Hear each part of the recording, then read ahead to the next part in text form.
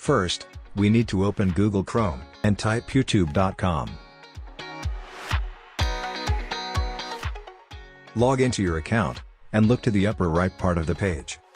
Now, open the desktop option on the other tab of Chrome.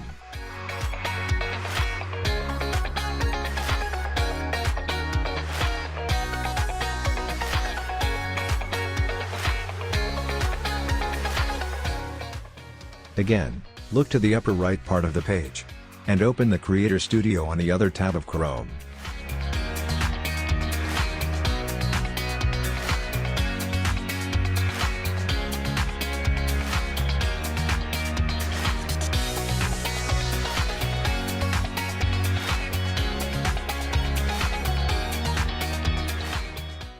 Lastly, look to the lower left part of the page, and select the setting icon.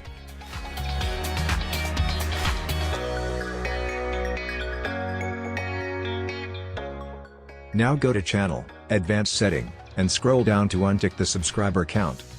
If you want to see more of this video, comment down below, like, share and subscribe.